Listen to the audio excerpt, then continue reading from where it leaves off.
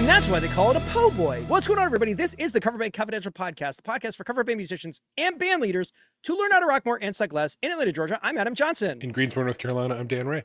Dan, it is so good to see/hear you. It is good to be back. I will tell you, I had a fun time with my family. Came back with some mild crud, probably allergies. But so if you hear me hacking and dying over here, I'm fine. I'm really fine. But also the crud is going around. There was actually That is true. There was a thing in the Patreon Slack literally 5 minutes before we started. It's like, hey, is COVID coming back around? It's like, yeah, it kind of is. Yeah. Somebody suggested we could just rerun an episode from spring of 2020 and nobody would know the difference. Jeez.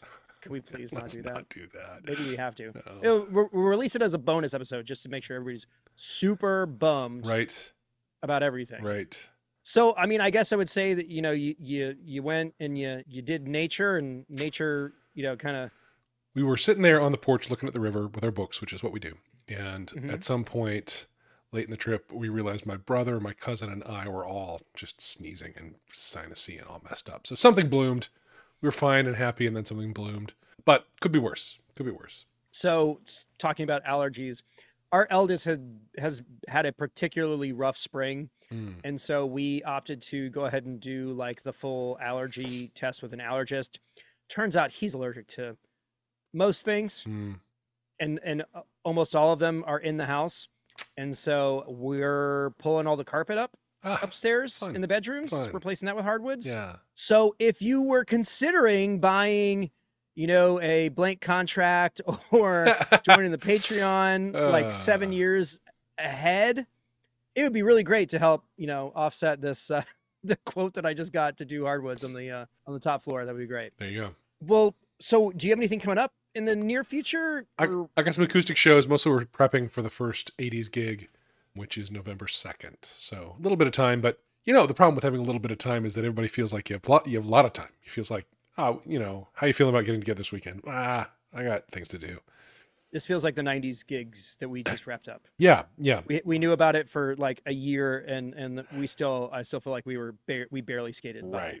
Right. So yeah, I'm trying to do a little better than skating, but we'll see, I guess. I don't know. Well, speaking of seeing in 80s things, you pick something up? I did. I've become co-host number 2 in the Steinberger Club. Hey! Those of you watching video can see I'm holding it up right now. It's very 80s. The neck feels weird. I don't understand how the strings work yet. I don't like the tuners, but I'm working on liking them. But I sent you some links. Yes. So this guitar is, for those of you who can't see it, headless, very small, 80s-ish thing. And it, in its factory mode, really wants very specialized double ball end strings. And nobody's got time for that. So there are adapters that make it so that it can take a normal string, and I will have an order for that made by the end of the day, probably. Fantastic. I'll say this, it's one of my favorite guitars. Once you kind of get around the weirdness of it, because all of the normal guideposts that you use as a player aren't there. Right. And now you actually know what I'm talking about. But it's have you played it standing up yet? No, only sitting, but I was still weirdly lost sitting. But that's the thing, is that when you're standing up and you realize that the 12th fret is in the middle of the neck. Yeah. That's a trip. Yeah. And you kind of find yourself like all of the things that you've relied on are not there. And you have to kind of pay attention. Yeah. I'm counting, fret dots all of a sudden. Get some lumen lays put on it or something to that effect. Yeah. Well, talking about new gear, I was fully prepared. We had ourselves a full-blown 80s party this past Saturday. I was trying to get the pink Schecter as like the primary guitar that I played with. And this is a place that was not designed for bands to play at.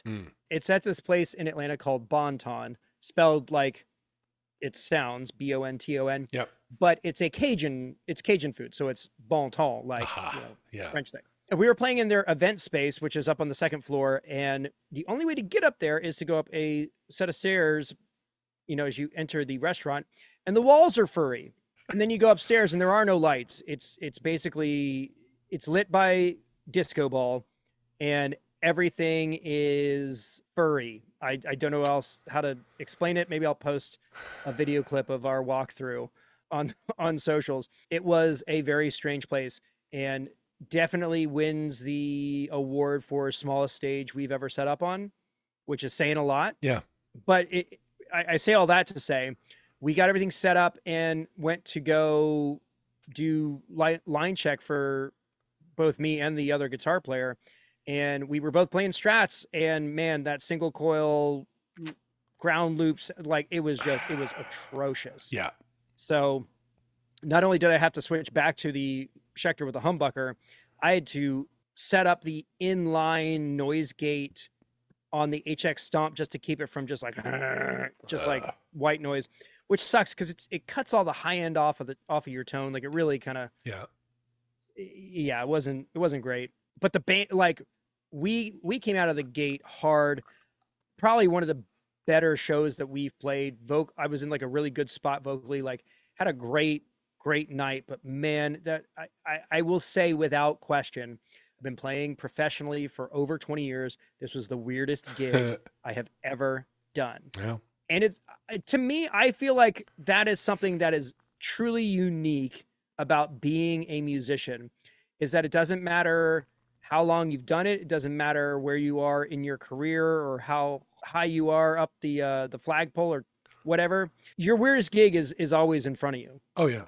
And it can there's always the possibility of you being completely surprised by what is happening. Yeah. Any night could be the night it all comes off the rails. 100%. Yeah. And that was that night. Okay. We got paid overtime and, check cleared and everything. But man, if you want to hear the whole story, you got to get the Patreon, because there's definitely a lot more to that story that I'm just not going to say out in public, just for reasons. Right. But suffice to say, it was a high drama evening. Yep. And it was one of the few times where we were paid extra to play longer and ended early because of reasons. Yeah, that's not, I mean, assuming the reasons, didn't have an impact on you, that's not a terrible deal. Not directly, but yeah. You can say what you want about like energy or aura or vibe, whatever. Vibes were off on this gig, just 100% from the drop. Other than having the greatest po' boy I've ever had in my life and a really, really fantastic hurricane, everything else about that gig was super weird. Yeah. Speaking of weird, let's go into this week's review. Now, I had a really great clip to pitch that came from one of our patrons, and it made me feel really good. It was one of those things that's like, hey, this is why we do what we do. But something dropped in the YouTube channel this past weekend that I couldn't help myself. I had to share it. So this comes from anonymous user. It's one of those like auto-generated deals. So for all I know, a robot said this to us. Yep. But this was on the how to engage with your audience, the stage banter episode. And this was the clipped out version, which is shorter than the whole pod where we don't talk about, the runnings of the show itself. This one says, your opening line of this vid is, "Don't be boring," it's quoting Dan. Yeah. And then you proceed to talk among yourselves and put everyone to sleep. These are not the people for on-stage banter advice. Come on, guys. If you're there to give real advice about banter, do that instead of waffling on endlessly about nothing. I mean, guilty as charged. Yeah, show me the lie. Yeah. But the other thing that comment really just put in my head is how insufferable listening to a podcast that was delivered like a lead singer was delivering it would be. Yeah. Like if like we started the whole thing, it was like, "What's going on, everybody? Are we having a good time tonight?" We're glad you downloaded us tonight. I can't hear you. Yeah. Because this is a podcast. You're not in the room right now. 50 plus minutes of that. Oh. With no music. Shoot me in the face. Yeah. Well, if you want to hear us say mean things about ourselves, leave a review or a nasty comment on our YouTube channel. That's right. We'll say it That's on right. the show. Why not? That's right. If you want to celebrate the way we waffle on endlessly about nothing. I think waffling on endlessly about nothing should be... That's our new tagline. It's our new tagline. Yep. Put it on a shirt. Yeah. All right. Well, no other real housekeeping things. Dan and I just caught up. We haven't even really corresponded for the past 2 weeks, right. but Yep. we're all caught up. And this week's topic is a really interesting one.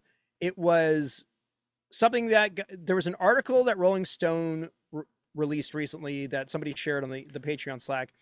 And it really opened up a lot of really compelling concepts. And I feel definitely intersects with what we normally talk about. And the headline was zombie bands. Right. The subtext being bands that are on the road currently that are legacy groups with no or few original members of the lineup. Right. So they provided a list of a bunch of them, but in our particular world, there's a few that kind of stand out. And this is something I saw these guys recently, but Foreigner and Lynyrd Skynyrd are examples of touring bands that operate under the umbrella of the original name and they're playing the material, but not a single person on stage was a part of the group that composed or recorded or anything of the songs that they play. Yeah. And it's really interesting because we are in an era where if you were a band in the 70s, you're approaching 50 years of that catalog, and people don't live terribly long. Right.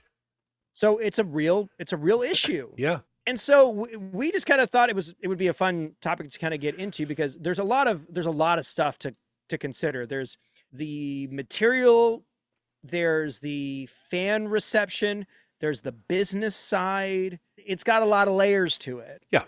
Yeah. And so we just figured we'd get into it and see what you guys think. Because ultimately these are cover bands. That's what it comes down to. You could say that they're tribute bands. Yep. But yeah, you go into any of the comments on social media, and of course they're going to be terrible, but yeah, they're all like, this is a cover band. Right. And okay. But here's the thing. So the way that this typically works is that they're not necessarily putting these bands together with these brand new lineups. It's typically a situation where a band member leaves, a band member dies, and somebody replaces them. And over the course of the span of a band's life cycle, it could get to the point where you end up with a bunch of guys that have been in the band 15, 20, 30 years, but weren't a part of the whole thing from the get-go. See, that's the thing that is funny to me about this whole conversation is this word original, right? I mean, original Fleetwood Mac isn't the people you think of as being in Fleetwood Mac. Right. Same with Journey. So what does even original mean? Do you have to have been a founder to have your band not be a zombie, or can you have just been there while really great things were happening over decades? Well, and that's also interesting because in the like the conversation on the Slack channel, Styx got brought into it. Right. And I thought that was interesting because, J.Y. Young and Tommy Shaw are still in the band. Right. And touring, but technically Tommy Shaw wasn't a part of the original thing, so he doesn't count. Right. In some fandoms, Yeah, right. Which is interesting. It's just, because we were talking about these particular groups, I was like, really? Like Styx just was not one of the ones that I considered. No. But we talk a lot about like where like a lead singer leaves and or dies and they have to replace him, whatever. But like this is way past that. Right. It's not even on the same level. And the joke that we've been using is that Foreigner is at what we would call the Ship of Theseus lineup. Right. Right. Where everybody's been in the band for a while, but none of them were there when the whole thing started. Right. Right. The other band that you can make that joke about is Molly, My Grandfather's Hatchet.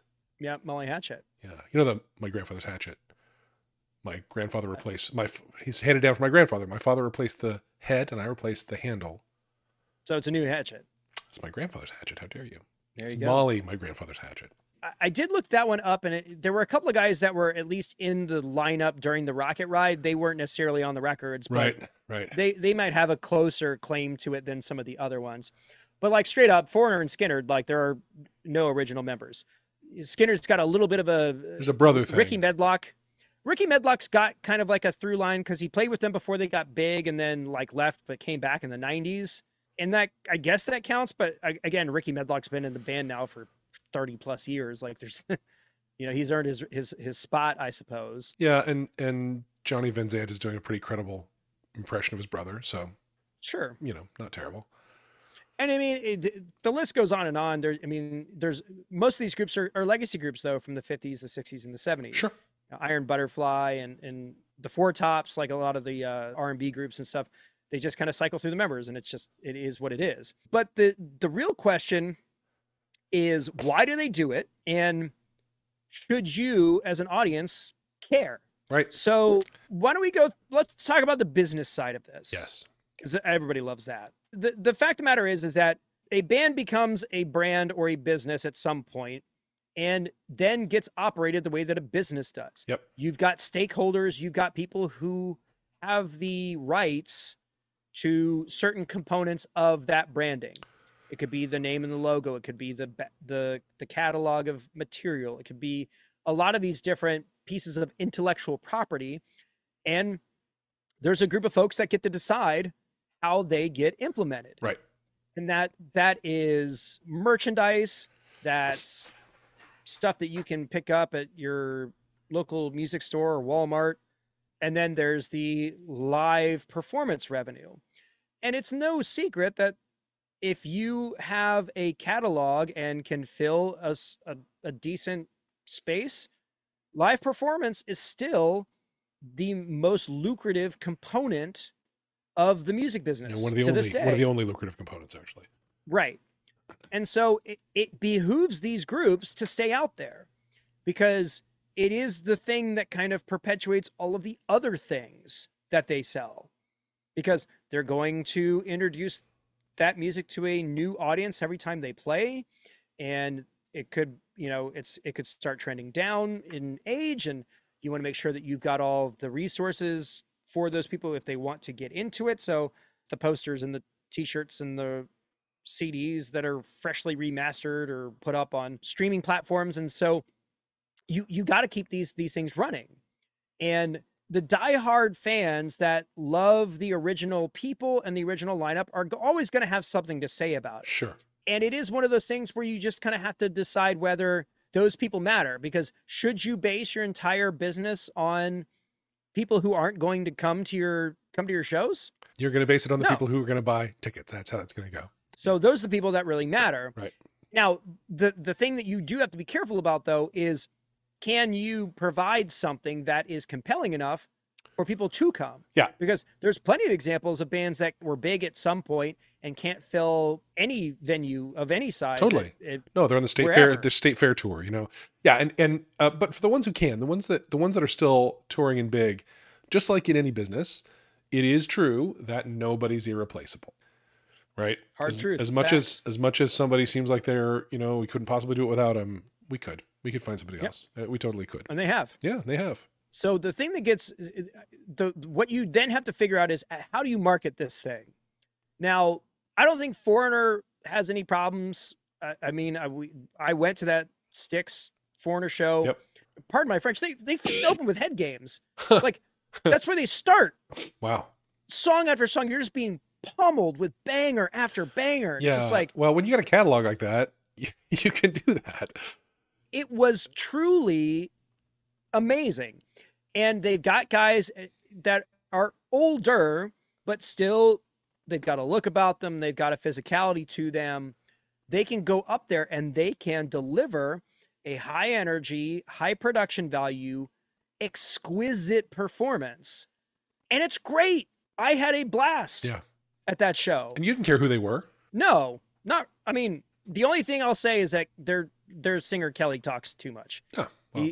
I'd rather he just do more singing than talking. Yeah. Even one of the guys in the Patreon is in a Foreigner tribute, and he's like, "Yeah, no, that tracks. I feel that. That's relatable." Yeah. But yeah, Mick Jones is the only guy who's still technically in the corporation, and he's the one ultimately calling the shots because he holds all the intellectual property. So he gets to say who's in Foreigner and who's not. Right. And where they play and all of that. and he's reaping the benefits because those guys are making good money, but they're not making the kind of money that he's making because he's the band leader. Right. He's the us of that group. And so now he gets to stay home and say, all right, you guys go do your shed tour. Write me the check. I'll get my check once it's all wrapped up. Yep. But there are other groups where there has to be some sort of through line, some sort of connection to the original lineup.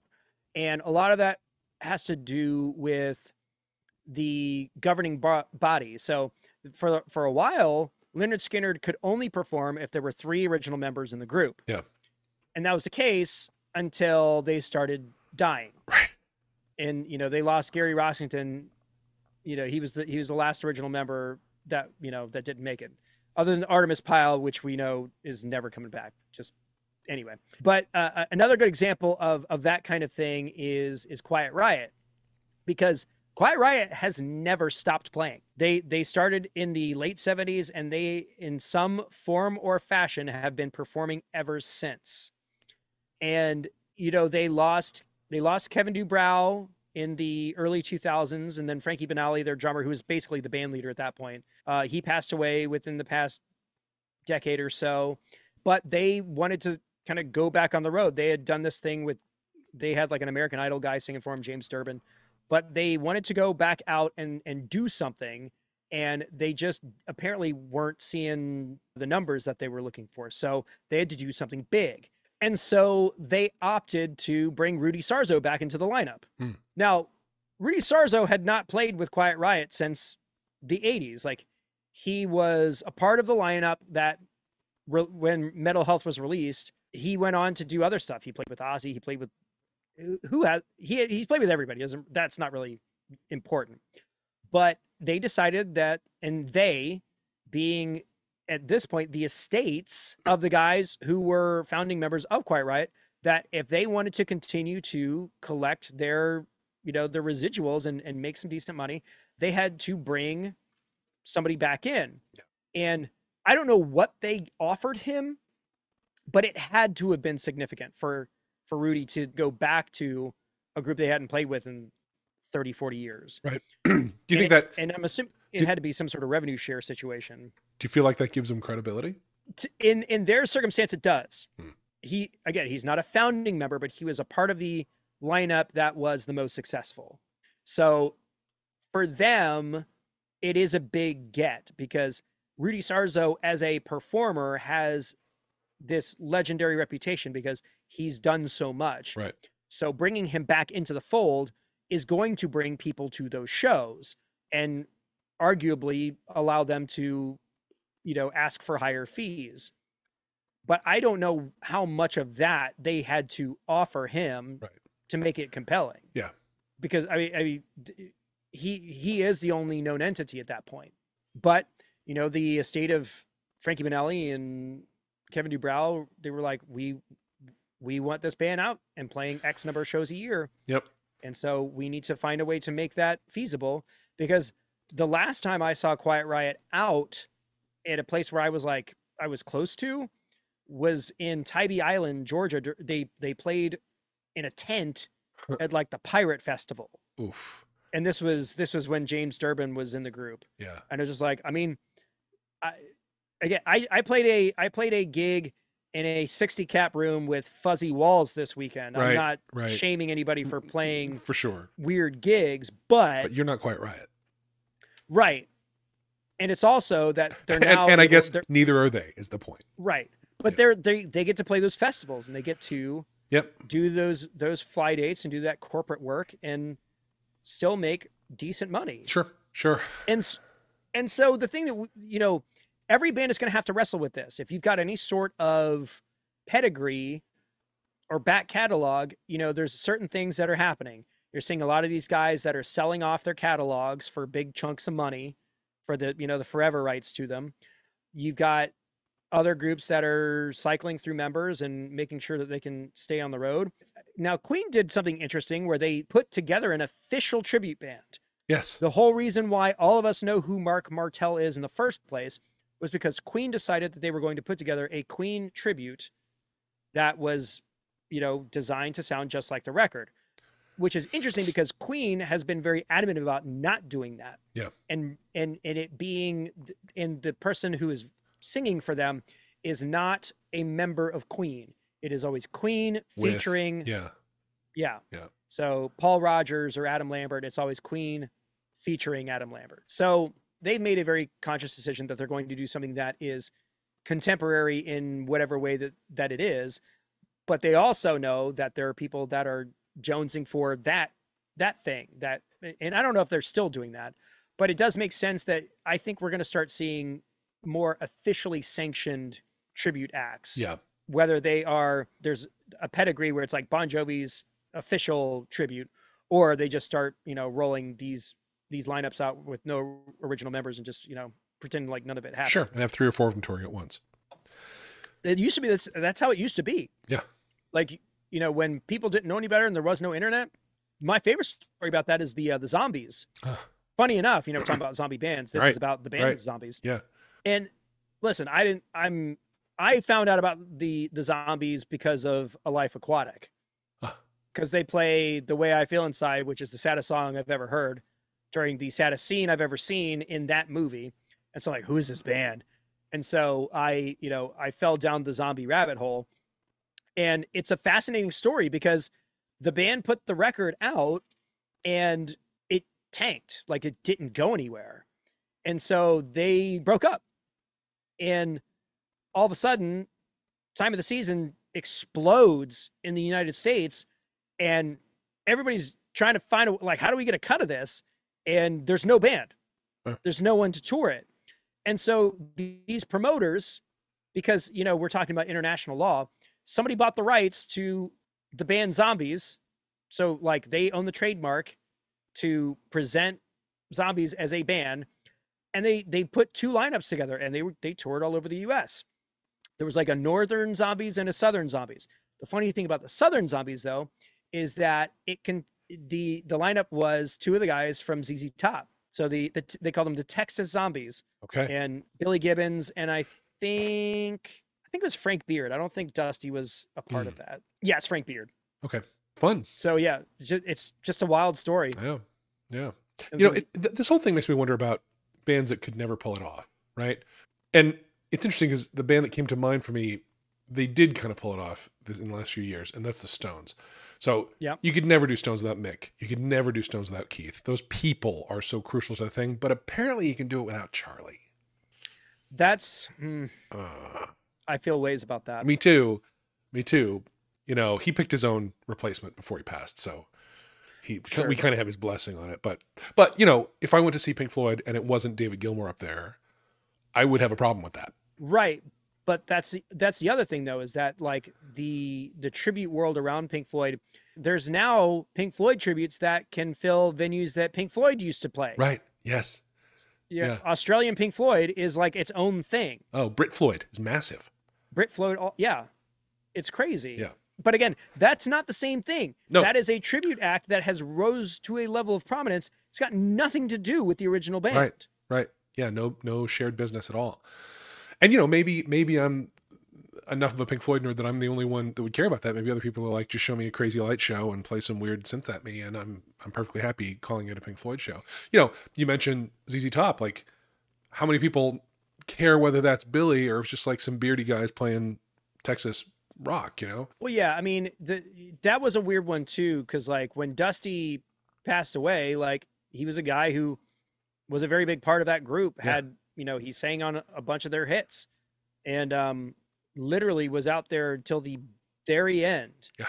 But I think there's just a certain kind of group that is okay with or feels compelled to keep moving forward. Sure. And not just stop. And I get both sides of it, because the revenue that Queen is able to generate off of the legacy of Freddie Mercury is significant. Yeah. They don't have to play. They still do, and they're making great money doing that too. But you think about groups like Nirvana and the people who are the business of dead rock stars is pretty lucrative for the people who have the rights to that kind of stuff. For sure. But at some point you do have to kind of make those decisions. And yeah, I don't think the Rolling Stones would keep going if Mick or Keith died. I think that would probably be the end of it. Yeah. And, you know, we're looking at the Aerosmith retirement, which is another, it feels like an emotional thing, but it was 100% a business situation because they had a tour. They did 3 shows of a world tour that was supposed to be the biggest thing they had ever done. And by all accounts, like, they were on fire. Like, the show was incredible. The production was top notch. Like, everybody was firing on all cylinders. And then, you know, Steven has this catastrophic injury to his vocal cords. And all of these things, you know, are bought and insured. And so nobody's going to necessarily lose their shirt on something in the event that an issue like this happens. But at some point, whatever that policy, whatever that time frame, whatever the agreed upon parameters of that policy are, you've got to figure out what's going to happen. And what it looks like was they were staring down the barrel of this policy about to expire. Yep. And they are looking at the prospect of doing those dates, and it's not possible. And so in order for that policy to kick in and for everybody to get their slice of it, they had to announce that they're no longer going to tour. Right. It was a necessary business decision that had to be made in order to make sure that everybody got paid. And that's really what happened. It's crazy. Yeah. And again, you're not going to stand up some other Steven Tyler. That's not that it's too much him. Yep. And so, you know, there are options for those bands, but the fact of the matter is they're going to pack it up. Right. And that's fine. But they could also decide that they're like, all right, well, these guys are the new guys. These are our official Aerosmith tribute. And all of a sudden these guys are able to do sheds and play these big shows, whatever, just from being tapped, you know? And so business wise, that's kind of what we're dealing with. We're trying, you know, they've got to find ways to keep the IP out in the marketplace just so it can continue to generate revenue. However, they choose to do that. Now, on the flip side of that, let's talk about the audience perspective. I know that there's a lot of people who are like, why would I go see Foreigner? I don't know any of those guys up on stage. That's not Foreigner. That's not Foreigner. And fair critique. And, you know, we live in a capitalist society. If you don't want to spend your money doing that, you can take your money elsewhere. But 8,000 people showed up to that show and had a real good time. And if the vocal majority is going, we still love this, we want more of it, I see no problem with it. Yeah. I don't know anybody's name in the band, but I've been waiting for a girl like you, and I want to know what love is. So give me those 2 things. Yep. A girl like you and the knowledge of what love is, and I'm going to be a happy guy. It's going to be a great show. Well, and maybe you know Jeff Pilson from Dokken, and he's been in the band for a while, so you know you can say, okay, well, I like Jeff Pilson. We'll do it. We'll go and see that. Or maybe I don't. I've just heard him on the radio, and I like what I heard on the radio. And I'm going to show up, you know. And I mean, Jeff Pilson was in Rockstar. That's all I have to say about that. Fair, yeah, all right. With Marky Mark. He's a jukebox. He's a jukebox hero, so we'll give it to him. He is, and you know, will it warm the cockles of my heart to see? Only if it's hot blooded. And listen, let me finish my. I'm quoting Foreigner songs. Come on. It will warm my heart to see Lou Gramm and Mick Jones do something when Foreigner gets inducted into the Rock and Roll Hall of Fame. But I'm under no illusion that they would be remotely interested in putting that on the road. I think it's a good way to put a pin in it, you know, put the period on their legacy, keep that band out there until people stop going, and that's it. Yeah. Because as much as this feels like art and you know, really important emotional stuff, at the same time, it feels business. It feels like the first time. God, can I try? Like, I'm trying to land this plane. All right, do it. Sorry, I'll shut up. Go. Stop with the head games. Go ahead. You're the one. Hey man, I'm kind of jet lagged, so I was trying to wrap it up. I know. Not you. No. You're just back there throwing. No, you're good. You're good. I know. I'm giving you double vision. It's all right. Oh God damn it! I'm cold as ice. I don't know what to tell you. Anyway, these are business decisions that are just being made by stakeholders who are trying to make sure that the widget that they have the rights to gets to as many people as possible and unlocks as many dollars as they can. 100%. Yeah. Capitalism. Yay. All right. So business figured out, audience figured out. Now let's talk about you and me, man. Yeah.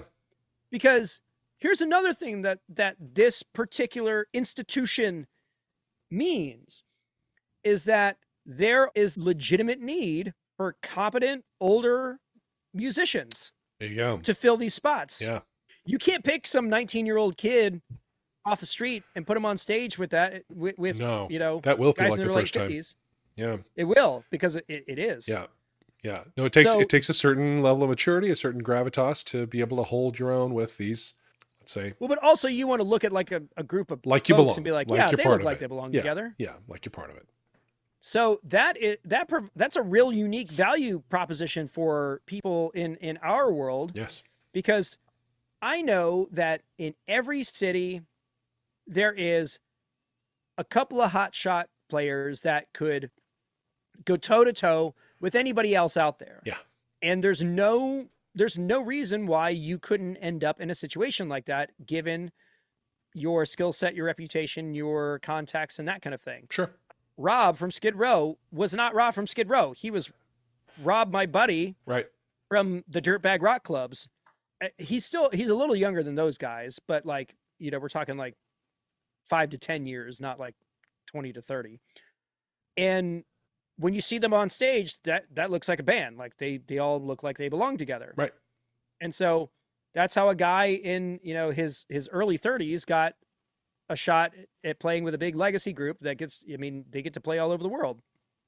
And so there's no telling what opportunities could be out there for players in their 40s and 50s who still, you gotta have some stuff. You gotta be incredibly competent. You gotta be a quick learner. You gotta have a look. You gotta be in shape. Yep. Like those are all important components. But there's no reason why somebody who's listening to this episode or watching this video on YouTube couldn't be in one of these lineups. Yeah. Frankly. Yeah. Yeah. So you wake up one day and you're in Journey. Yeah. Look, Ma. Stranger things have happened. Yeah. So in short, there's first off, our opinion is completely meaningless because we're just two idiots on the internet. That's right. Well, I'm sorry. What is it we do? We're waffling on endlessly about nothing. Yes. But we know a few things, and I feel like this is not changing. Nope. It's only going to become more prevalent. Yep. You know, I have this short list of bands. I guarantee you a year from now, that list could easily be doubled. Yep. And it's only going to happen more and more. So if this bothers you as a music fan, get over it. Right. Because the bands don't care. You are out there going, I will not support this monetarily. They'll be like, then why should I listen to you? Right. And they'll move on. Yeah. So if you're a music fan, get over it. If you're a musician, get ready. Right. And for these bands and these songwriters who are looking at the twilight of their careers, more power to you, man. Sure. Do what you got to do. Go out on top or don't. Just make that money. I keep it going without you if you can.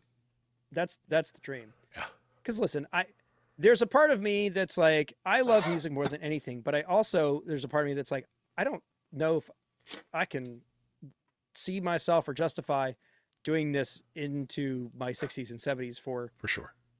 Yeah. So there's got to be some sort of off ramp. And while we know there's no rock and roll 401k, there are some strategic things if you're a savvy business person that could ensure that your final years are comfortable. Yeah. You know? Yeah. And that your legacy is taken care of. That's really what it's all about. Yep. All right, folks. Hopefully that was interesting, insightful. I like talking about music industry stuff because that's technically what I got my degree in and how I ended up in this situation in the first place. Yeah. But this is just one of those things where it kind of starts intersecting with what it is that we do. But yeah, you know, you've got these celebrities that have these like cover groups. You got Maya Rudolph playing festivals. You got the Average Dad Band with the guys from the state in it. And then I found out recently Hank Azaria's got his own Bruce Springsteen tribute. I'm ready to shoot my shot with all of these folks. Yeah. Just to see if, you know, I just think it'd be a funny concept to have a massive celebrity and only talk about their cover band and not talk about anything else. Absolutely. So if you have connections with any of those famous folks, email us, coverbandconfidential@gmail.com.